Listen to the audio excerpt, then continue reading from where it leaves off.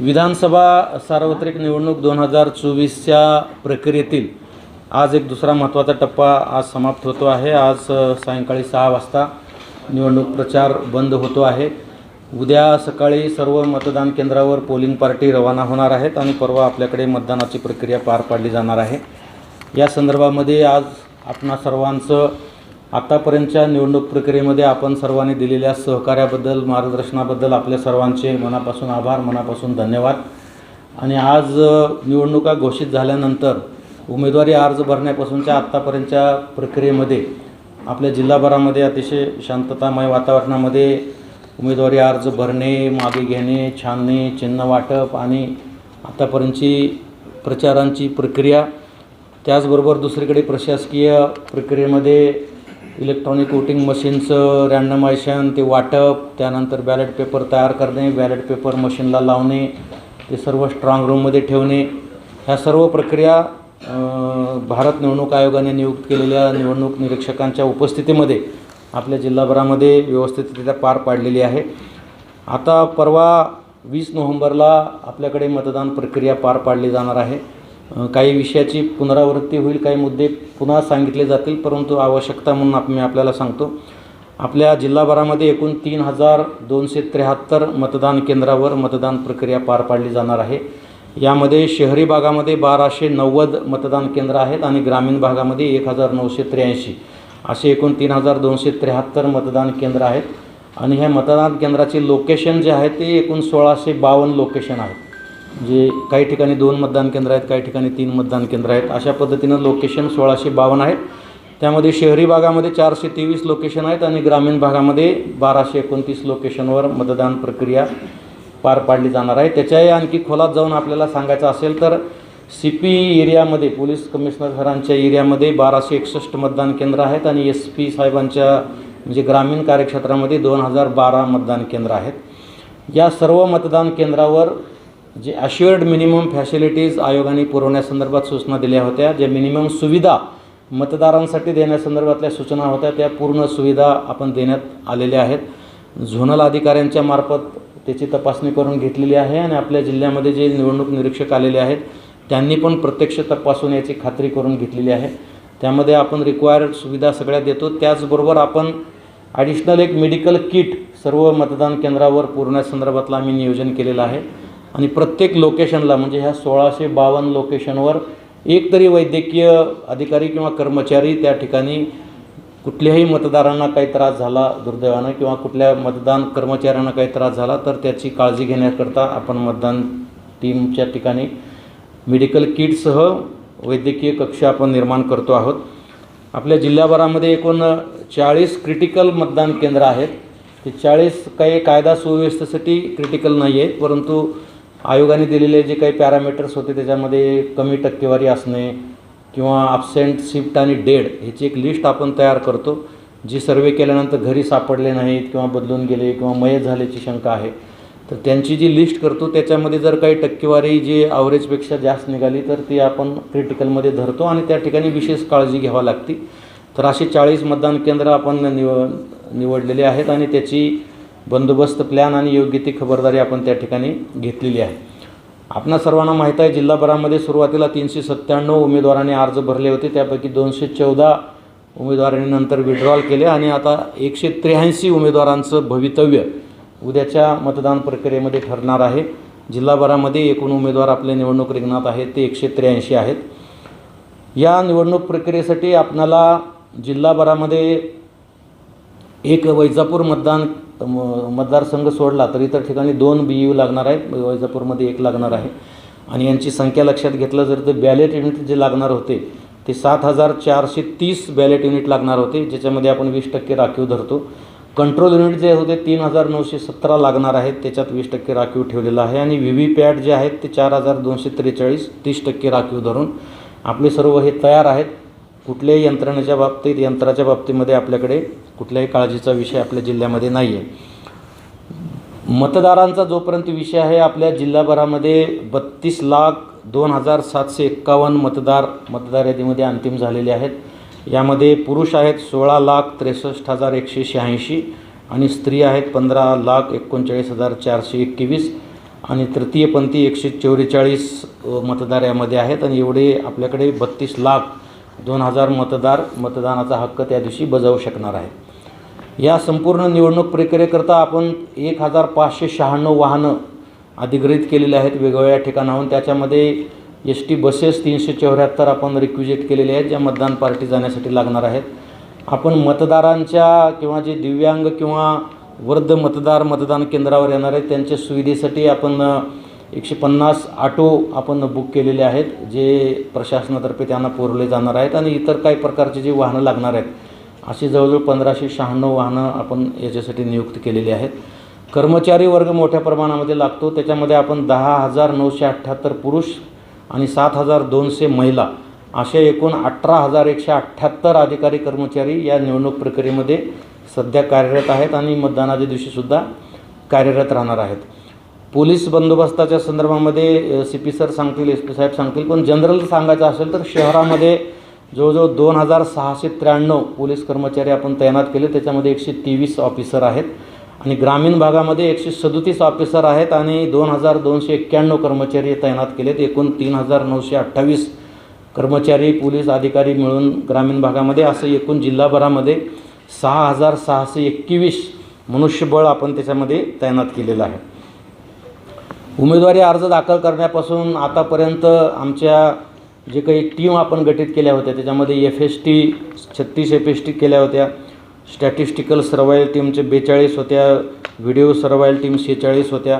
या सर्वांनी अतिशय चांगलं काम आपल्या या कालावधीमध्ये केलेलं आहे आणि मला या पूर्ण टीमचं, कारण रात्र दिवस त्यांनी काम केलेलं आहे बाहेर उभं राहून रस्त्यावर, मला यांचं या निमित्तानं अभिनंदन केलं पाहिजे। आणि या सर्व माध्यमातून आपल्याकडे जवळजवळ 240 गुन्हे दाखल झालेले आहेत या निवडणूक प्रक्रियेमध्ये। त्यामध्ये निवडणूक निर्णय अधिकाऱ्यांच्या स्तरावर 11 गुन्हे दाखल झालेत, CP सरांच्या स्तरावर 7 गुन्हे दाखल झालेले आहेत, SP साहेबांच्या स्तरावर 16 आणि एक्साईज SPच्या माध्यमातून जे अवैध दारू आणि ह्याच्या संदर्भामध्ये एकूण 206 गुन्हे दाखल झालेले आहेत। 3,37,506 वाहनाची तपासणी या सगळ्या आपले जे नाके आपण तयार केलेले होते, म्हणजे अतिशय कमी कालावधी होता, परंतु या कालावधीमध्ये वाहनाची संख्या जी आहे तपासलेल्या 337 वाहनं 3,37,506 तपासणी केलेली आहे। जवळजवळ 29,40,00,000 सीजर आपण आपल्या जिल्ह्यामध्ये केलेलं आहे। हे एक रेकॉर्ड ब्रेक सीजर झालेलं आहे। या सगळ्या पथकाच्या माध्यमातून ही पथकाची टीम, पोलीस अधिकारी, पोलीस कर्मचारी, एक्साईजचे आणि जे काही एन्फोर्समेंट टीम आहे यांनी खूप चांगलं काम केलेलं आहे आणि आपण 29,40,00,000 सीज केलेलं आहे। ऑनलाईन प्लॅटफॉर्म लोकांसाठी उपलब्ध करून दिला होता तक्रारी करण्यासाठी। C-विजिल नावाचं ॲप आयोगाने दिलेलं होतं, त्याच्यावर 294 तक्रारी या कालावधीमध्ये प्राप्त झाल्या। त्यापैकी आपण 259 तक्रारी ह्या 100 मिनिटाच्या आत रिझॉल्व केल्या, म्हणजे रिझॉल्वेशनचं जे प्रमाण आहे हे सगळं ऑनलाईन आहे, त्यामुळे त्याचं CO ऑफिस आणि ECI ऑफिसकडून मॉनिटरिंग डेली होत होतं। तर 94% आपण त्याच्यामध्ये विदिन टाईम रिझॉल्व केलेलं आहे। काही लेखी तक्रारी वेगवेगळ्या ठिकाणी प्राप्त झाल्या होत्या, अशा 23 तक्रारी लेखी स्वरूपामध्ये आचारसंहिता भंगाच्या अनुषंगानं प्राप्त झाल्या होत्या, त्याचा आपण निपटारा 23 निपटाऱ्याचा आपण केलेला आहे। होम वोटिंग हा फार सर्वांच्या एक उत्सुकतेचा विषय असतो। आपल्या जिल्हाभरामध्ये एकूण 4,714 फॉर्म D प्राप्त झाले होते, 12D जे भरून घेतो आपण होम वोटिंग संदर्भामध्ये। त्यानंतर आपण या होम वोटिंगसाठी 140 टीम गठीत केल्या होत्या, त्याच्यामध्ये परत मायक्रो ऑब्झर्वर आपण 142 नेमले होते जे की सेंट्रल गव्हर्नमेंटचे अधिकारी कर्मचारी होते आणि ऑब्झर्वरच्या डायरेक्ट नियंत्रणाखाली ते काम करत होते। ते मायक्रो ऑब्झर्वर आपण 142 या टीमसोबत दिले होते। 149 वाहनं आपण स्पेशली या होम वोटिंगसाठी गठीत केली होती, ते टीम घरी जाऊन त्यांचं मतदान घेण्यासाठी।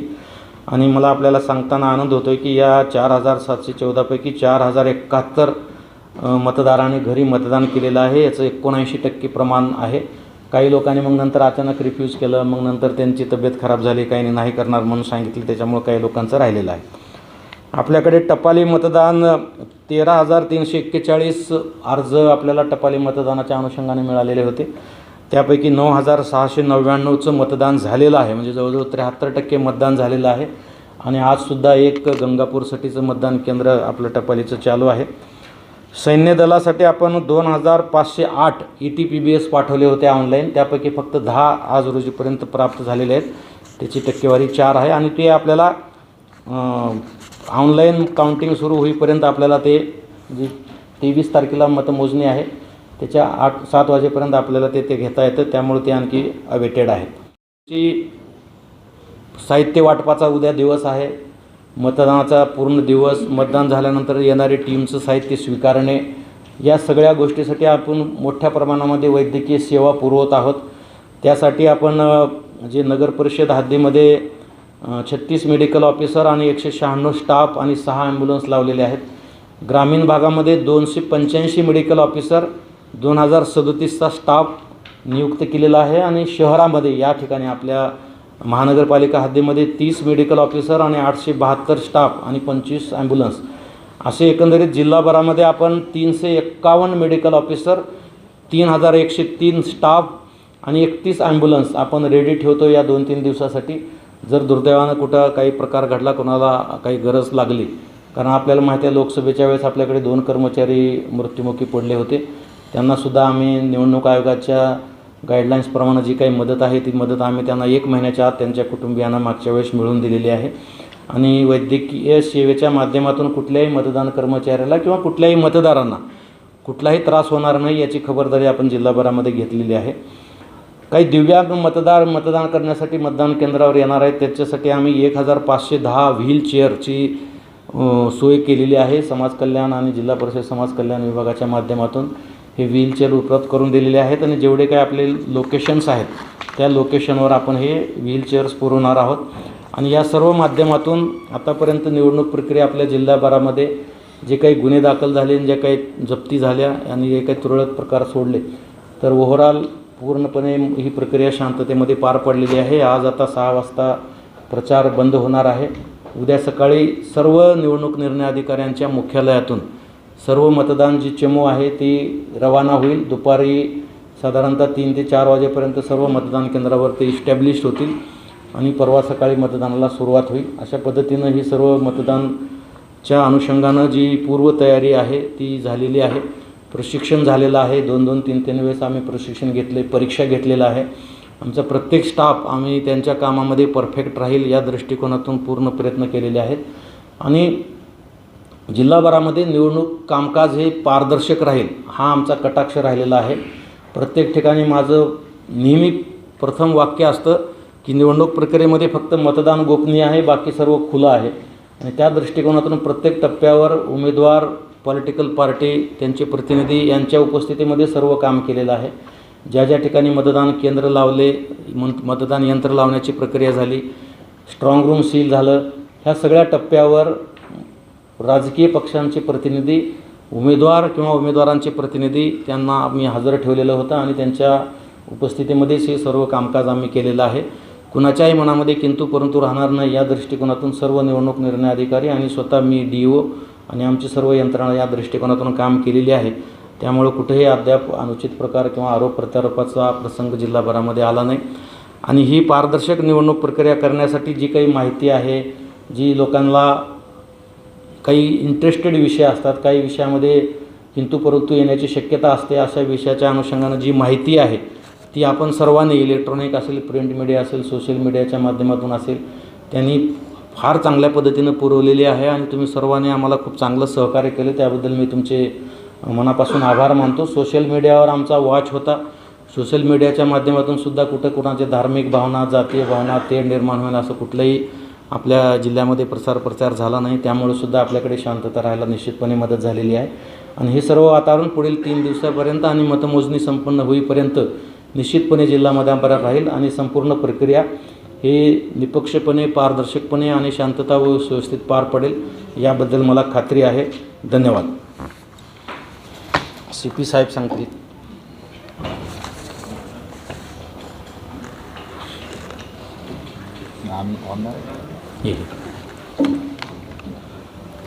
छत्रपती संभाजीनगर आयुक्तालयामध्ये जवळपास 5 विधानसभा मतदारसंघाचे जवळपास 405 इमारती येतात.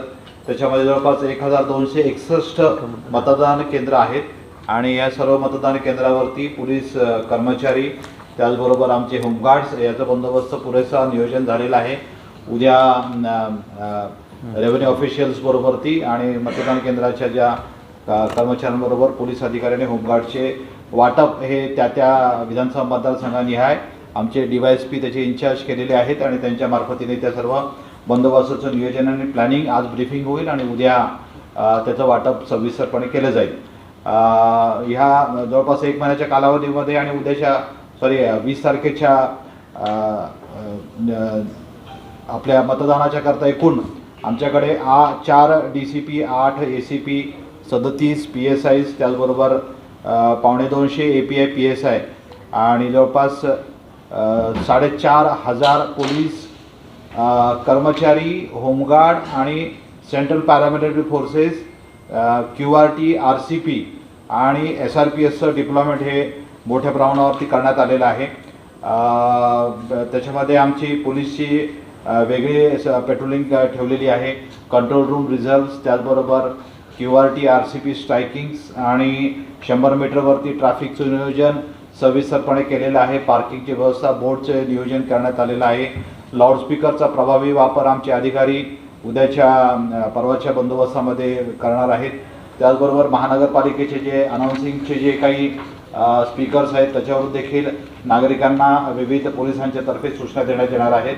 ड्रोनचा ह्या गेल्या महिन्याभराच्या काळामध्ये आम्ही प्रभावी वापर केलेला होता. त्याच्यामध्ये दिवसा आणि रात्री देखील ज्या ठिकाणी रॅलीज असतील, सभा असतील, मिरवणुका असतील त्या सर्व ठिकाणी, त्याचबरोबर झोपडपट्टी एरिया असेल, नाकाबंदी असेल, FST, SST असेल, त्या सर्व ठिकाणी ड्रोनच्या तर्फे पेट्रोलिंग ठेवून प्रभावीपणे माहिती गोळा केलेली आहे.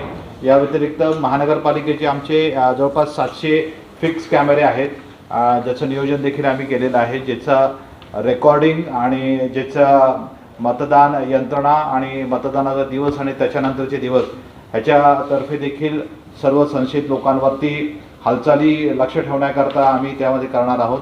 त्याचबरोबर आमच्या पोलीस महासंचालक कार्यालयाकडून एक AI बेस्ड ॲपचा वापर केलेला होता. त्याच्यामुळे आमच्या शहरातील काही व्हिडिओ रेकॉर्डिंग आहे ते आम्ही इतर युनिटला पाठवून त्याच्याकडून AI बेस्ड सर्वेलन्स आम्हाला काही माहिती मिळत होती आणि त्याच्या अनुषंगाने देखील आम्ही विशेष लक्ष काही ठराविक भागामध्ये ठेवलेलं आहे.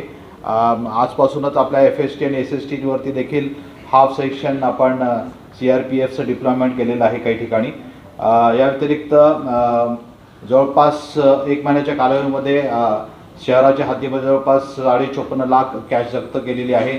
एकूण अवैध दारूवरती 413 गुन्हे दाखल करून जवळपास 20,52,000 रुपयाचा माल जप्त केलेला आहे. नार्कोटिक्सच्या बाबतीमध्ये 44 गुन्हे दाखल केलेले आहेत, त्याच्यामुळे जवळपास 16 लाखचा नार्कोटिक्स जप्त केलेला आहे. अवैध गुटख्याच्या संदर्भामध्ये 32 कारवाई करून गुन्हे दाखल केलेले आहेत, ज्याच्यामध्ये जवळपास 1,14,00,000 रुपयाचा गुटखा जप्त करण्यात आलेला आहे. जे शस्त्र आहे त्याच्याबद्दल आम्ही विशेष मोहीम राबवलेली होती, ज्याच्यामध्ये प्रामुख्याने तलवारी, चाकू, त्याचबरोबर अवैध फायर आर्म्स म्हणजे अग्निशस्त्र या बाबतीत देखील आम्ही प्रभावी कारवाई केलेली आहे, ज्याच्यामध्ये एकूण अवैध चाकू 31, तलवारी 25, कोयता 4, गुप्ती 2, त्याचबरोबर 7 फायर आर्म्स म्हणजे आर्म्स पकडलेले आहेत आणि 13 अम्युनिशन्स आम्ही जप्त केलेले आहेत आणि त्या सर्व लोकांवरती अटक करून प्रिव्हेंटिव्ह ॲक्शन देखील केलेली आहे. त्याचबरोबर 1,339 लोकांवरती आम्ही प्रिव्हेंटिव्ह ॲक्शन केलेले आहेत MPDAच्या BNSSच्या वेगवेगळ्या कलमांन्वये. त्यामध्ये जवळपास 1,140 इसम BNSS व BNSS 128 प्रमाणे 1,088 इसमांवरती प्रभावी कारवाई केलेली आहे. दारूबंदी 93 कायद्याप्रमाणे जवळपास 133 इसमांवरती प्रतिबंधक कारवाई करण्यात आलेली आहे. मोका ॲक्टचे जवळपास 4 प्रस्ताव आमच्याकडून मंजूर करण्यात आले, त्याच्यावरती मोका कायद्याअंतर्गत कारवाई केलेली आहे. आपल्याला माहिती आहे की काही दिवसापूर्वी आपल्याकडे जवाहरनगरला एक शेख जावेद उर्फ टिप्या शेख मकसूद ह्यांनी एक गुन्हा दाखल केलेला होता. 307चा गुन्हा दाखल झालेला होता. त्या गुन्ह्याला आजच आम्ही आत्ता थोड्या वेळापूर्वी MCOCचे कलम देखील लावलेले आहेत. त्यामध्ये 7 आरोपी अटक आहेत आणि त्याच्यामध्ये मोक्याचे कलम देखील आजच आम्ही त्याच्यामध्ये लावलेले आहेत. ह्या कालावधीमध्ये एकूण आम्ही 6 लोकांविरुद्ध तडीपारची कारवाई केलेली आहे. MPDAची जवळपास 3 लोकांवर कारवाई झालेली आहे वाहतूक विभागाने सगळ्यात महत्त्वाचं म्हणजे मोठ्या प्रमाणावरती आम्ही 2 व्हीलर्स आणि 4 व्हीलर्सची नाकाबंदीच्या दरम्यान देखील police station, crime branch, traffic branch असे मोठ्या प्रमाणावरती आम्ही नाकाबंदीचं आयोजन या महिनाभराच्या कालावधीमध्ये केलेलं होतं, ज्याच्यामध्ये जवळपास 46,241 मोटर व्हील ॲक्टचे केसेस करण्यात आल्या, ज्याच्यामध्ये जवळपास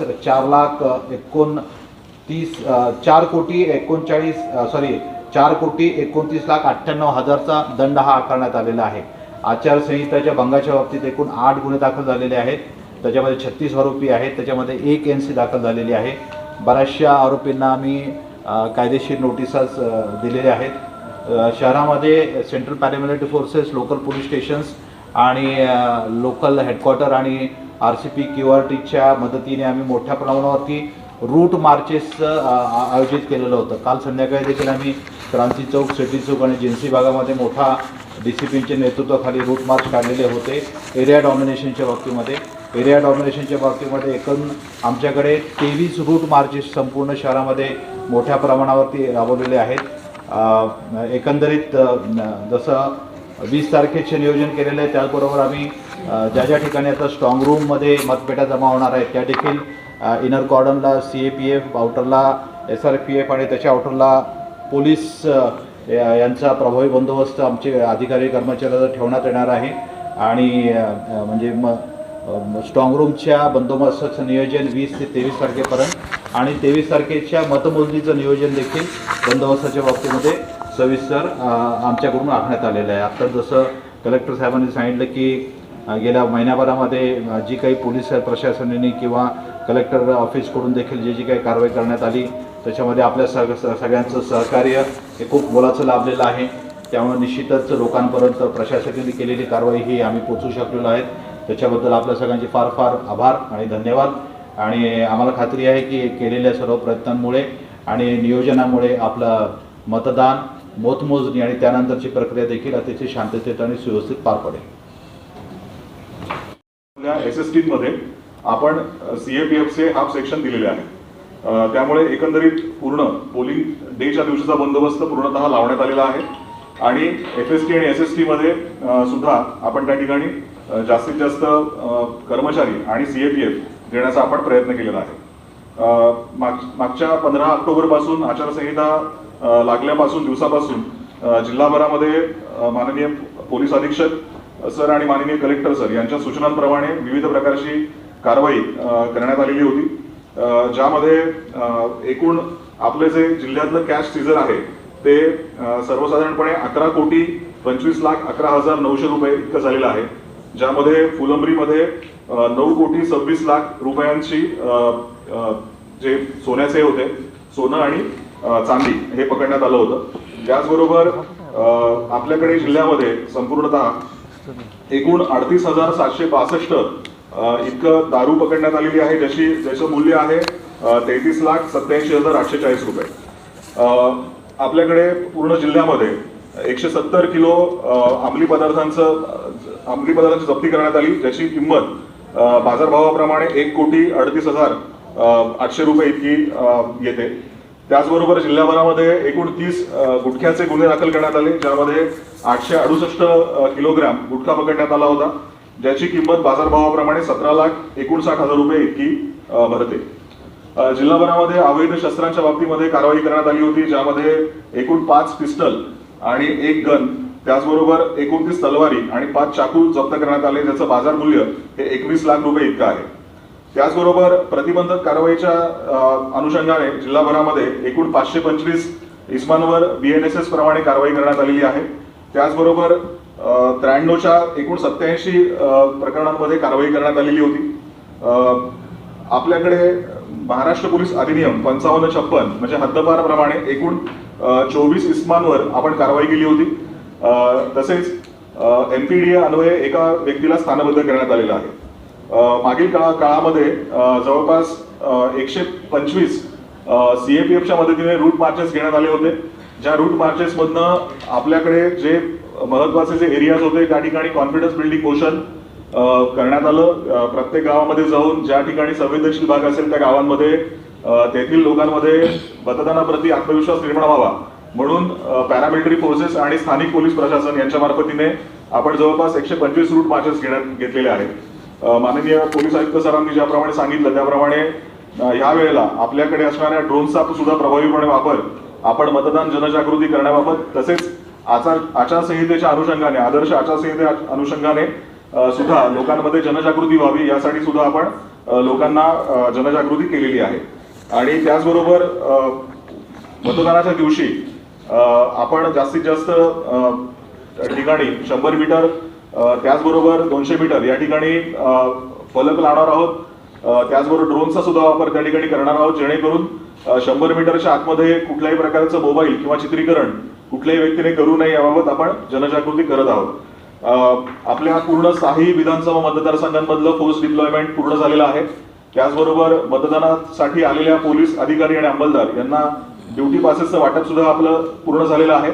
आणि असे सर्व अंमलदार आणि अधिकारी आता दिनांक 20 रोजीच्या मतदानासाठी सज्ज झालेले आहेत. धन्यवाद. एक महत्त्वाचा मुद्दा राहून गेलेला आहे जे सगळ्यांसाठी म्हणजे उमेदवार पार्टी यांच्यासाठी मतदान केंद्राच्या अनुषंगानं मतदान केंद्रापासून 200 मीटरच्या परिघामध्ये कुणालाही प्रचार करायला अनुमती नाही आहे. आणि मग मतदान केंद्राच्या बाहेर त्यांचे ते टेबल लावायला बूथ लावायला परवानगी आयोगाने दिलेली आहे. त्याच्याबद्दल लोकसभेच्या वेळेस खूप गैरसमज लोकांच्या मनामध्ये झाले होते.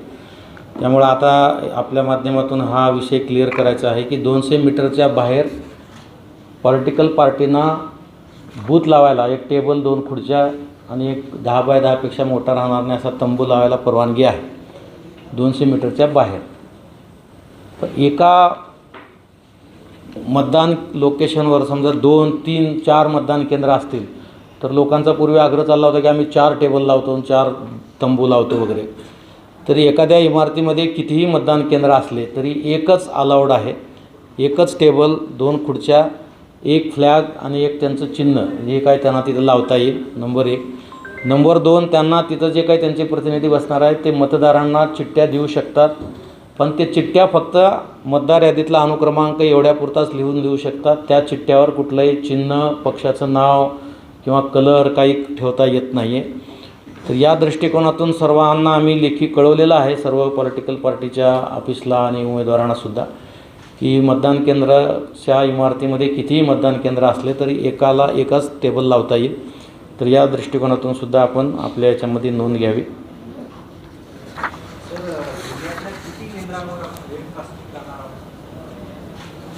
वेबकास्टिंगच्या संदर्भामध्ये शहरी भागातले 100% मतदान केंद्र आपण त्यात कव्हर करतो आहे आणि ग्रामीण भागातले 50%.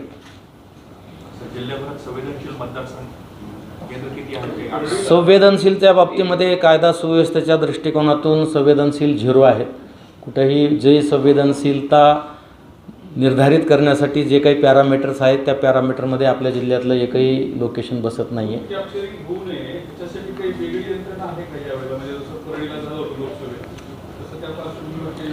नाही ओव्हरऑल जिथं प्रशासनाला निवडणूक विभाग किंवा पोलीस विभागाला वाटते की थोडी सेन्सिटिव्हिटी आहे. आता जसा की आपण 40 क्रिटिकल पोलिंग स्टेशन निर्माण केलेले आहेत किंवा तिथं काही डाऊटफुल वोटर येण्याची शक्यता आहे तर त्या ठिकाणी आपण एक्स्ट्रा बंदोबस्त दिलेला आहे. CRPFचे किंवा जे पॅरामिलिटरीचे जे फोर्स आलेला आहे त्याचा आपण त्या ठिकाणी नियुक्ती करतो आहे. तद्वतच अशा ठिकाणी असं वाटतंय कुठे की काही होण्याची शक्यता आहे त्या ठिकाणी आम्ही पॅरामिलिटरीचे लोक देतो आहोत. या काळामध्ये तुम्ही रेकॉर्ड ब्रेक पैसा 29 कोटी रुपये जप्त केला आणि दारू पण जप्त केली. तर तो दारू पैसा हा माल नेमकं कोणाचं त्याची नावं काही कळलं नाही. एखाद्या पार्टी असेल किंवा मुद्देमाल कोणाचा तो नाही तो इन्व्हेस्टिगेशनचा भाग आहे. त्याच्यामध्ये आता ह्या गोष्टी काय कुठल्या लपवून किंवा छपून ठेवलेल्या नाहीत. त्याच्यामध्ये आपण जे ESMS नावाचं ॲप आहे त्याच्यावर आम्हाला अपलोड करावं लागतं जे की CO आणि इलेक्शन कमिशनसुद्धा ते ऑब्झर्व करत असतं. त्याच्यानंतर प्रायमा फेशी आम्हाला या कालावधीमध्ये सापडलं म्हणून ते काय 100% त्याच्यासाठीच होतं ह्याचंही आम्ही काही हे करू शकत नाही. त्या इन्व्हेस्टिगेशनचा पार्ट आहे. त्याच्यामध्ये सोर्स कोणाचा आहे कुठून येत होता कुठं चालला आहे कशासाठी चालला होता हे आता अंडर काही गोष्टी इन्कम टॅक्सकडे दिलेल्या आहेत काही गोष्टी पोलीस विभागाकडे आहेत काही GSTकडे दिलेल्या आहेत काही एक्साईज विभागाकडे आहेत. सोन्याची नाही त्याच्यात आणखी म्हणजे सांगण्यासारखं आउटपुट काही निघालं नाही. अंडर ट्रायल आहे आणि ते आल्यानंतर आम्ही निश्चितपणे जाहीर करू. त्याच्यात काही लपवून ठेवण्याचा विषय नाही.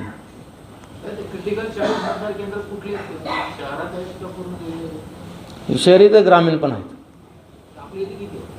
शहरात 12 आहेत ना, 13 शहरात 13 आहेत, बाकी ग्रामीण भागात आहेत.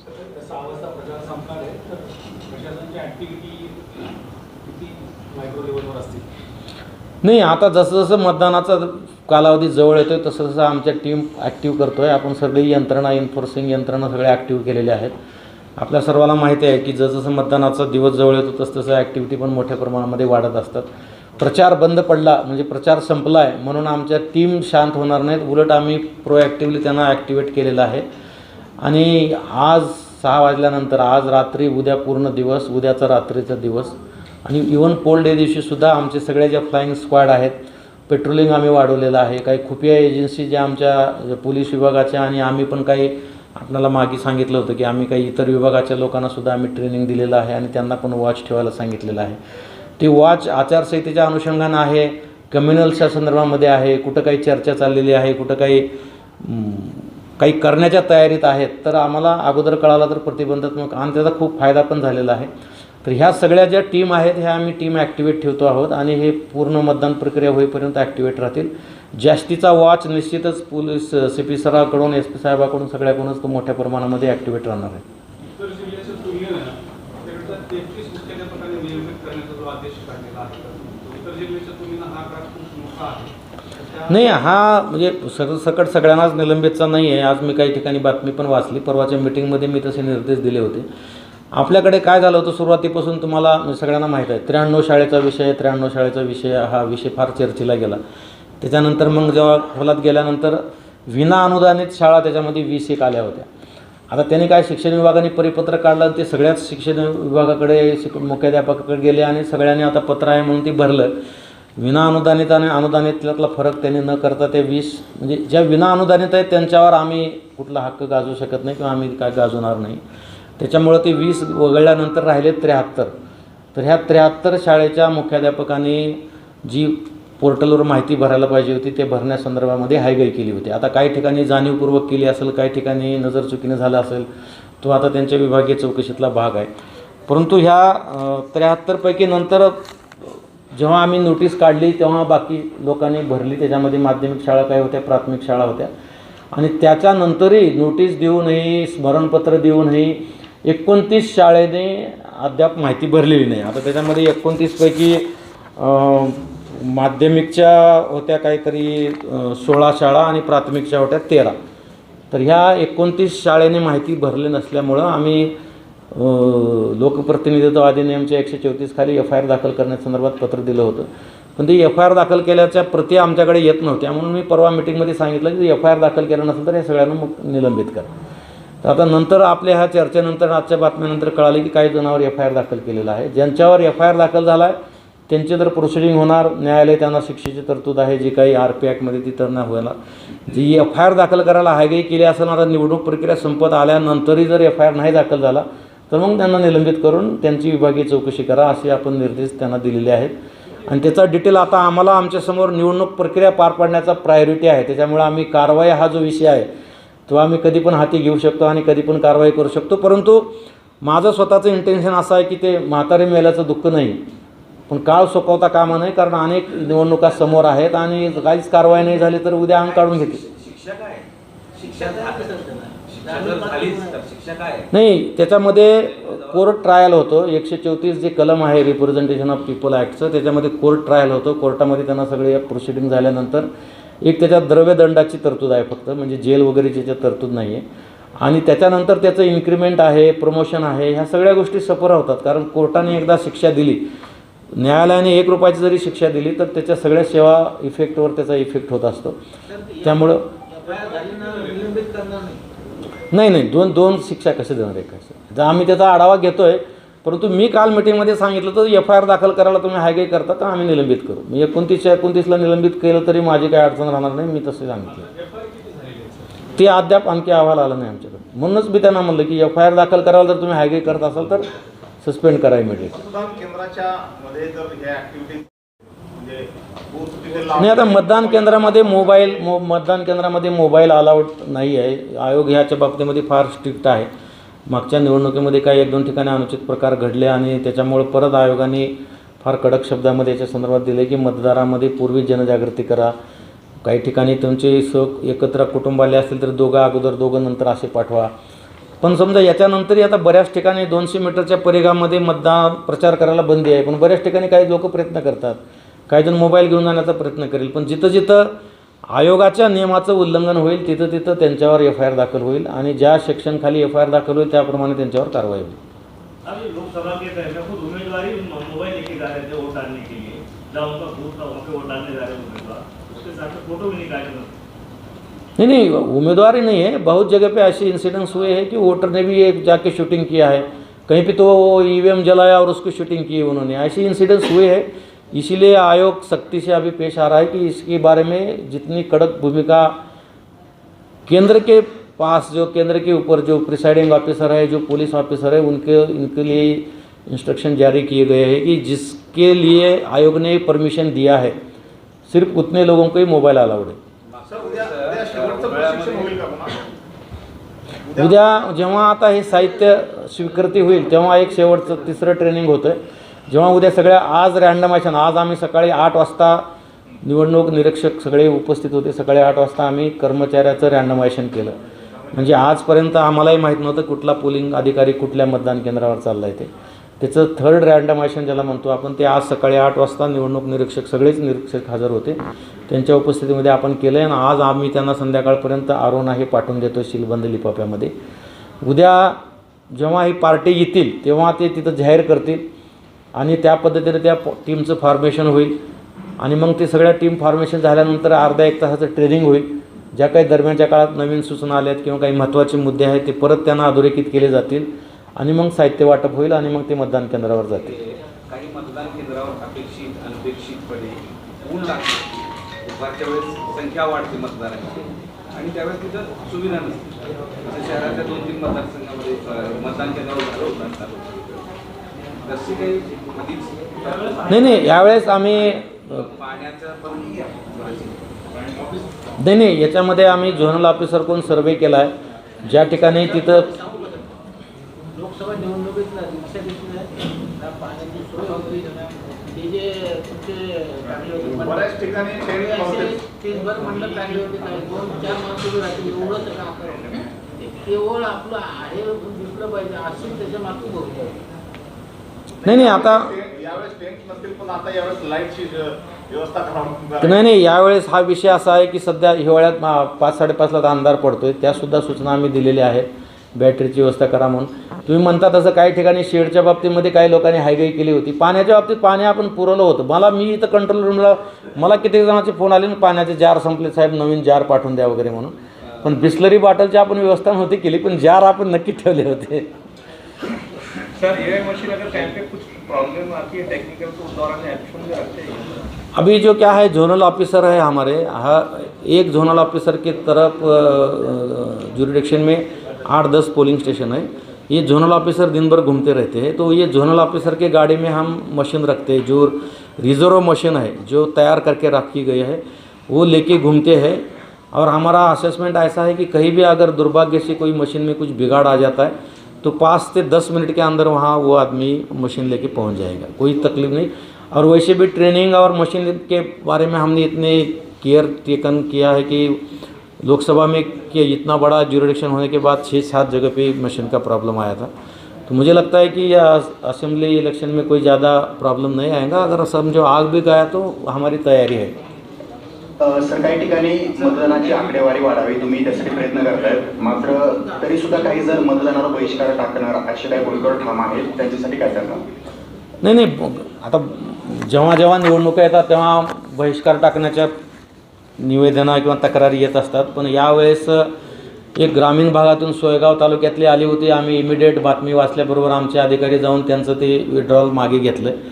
आज शहरातल्या कुठल्या तरी कॉलनीचा विषय होता, ते पण महापालिकेशी संपर्क केलेला आहे. ते पण त्यांच्याशी चर्चा, कदाचित तो विषय संपलेला पण असेल. आणि आम्ही त्यांना आग्रह करतो की निवडणुकीच्या प्रक्रियेवर बहिष्कार टाकणं हे काही आपला मार्ग नाही आहे आणि त्याच्यातून काही मार्ग निघणार नाही आहे. त्यामुळं तुम्ही मतदान करा हे आम्ही आवाहन करतो आहे. स्वीपच्या माध्यमातून आपण जिल्हाभरामध्ये खूप मोठ्या प्रमाणामध्ये कार्यक्रम घेतलेत मतदानाची टक्केवारी वाढावी म्हणून. विशेषतः युवा मतदार आणि महिला मतदार याच्यावर लक्ष केंद्रित केलेलं आहे. कारण आपल्या मतदार यादीचं जर आपण अवलोकन केलं तर 50% महिला मतदार आहेत आणि महिला मतदानाची टक्केवारी अतिशय चिंतनीय आहे. एका बाजूनं महिला सक्षमीकरण करण्यासाठी अनेक उपाययोजना मोठ्या प्रमाणामध्ये सगळ्या ठिकाणी चालू असताना महिलांनी मतदान न करणं ही भविष्यासाठी चांगली गोष्ट नाही आहे. त्यामुळं आम्ही जिल्हाभरामध्ये महिलांच्या मतदार जागृतीचे मोठे कार्यक्रम घेतले आणि महाविद्यालयामध्ये युवा संवाद आणि व्यक्तिमत्व विकास कार्यशाळा या नावाखाली जवळजवळ 10 महाविद्यालयात मी स्वतः गेलो होतो आणि युवकांना प्रेरित केले. आणि आपल्या मतदार यादीचं अवलोकन केलं असताना सुद्धा आपल्या लक्षात येईल की आपण सातत्यानं 6-7 महिन्यापासून हे कार्यक्रम घेतल्यामुळं नवीन मतदारांची संख्या बऱ्यापैकी वाढलेली आहे आणि निश्चितपणे ते सर्व मतदान करतील आणि या विधानसभा मतदान प्रक्रियेमध्ये निश्चितपणे भरघोस मतदान होईल. त्याच्यामध्ये आम्ही रेक्टिफाय करायचा प्रयत्न पण केला. आता मतदानाची 2-2 तासाची टक्केवारी आणि मतमोजणीच्या दिवशीसुद्धा प्रत्येक राऊंडची माहिती इझिली तुम्हापर्यंत मिळण्यासाठी काय स्ट्रॅटेजी अवलंबवता येईल मी DIO साहेबांशी चर्चा करून DIO साहेब म्हणतील ते पूर्व दिशा.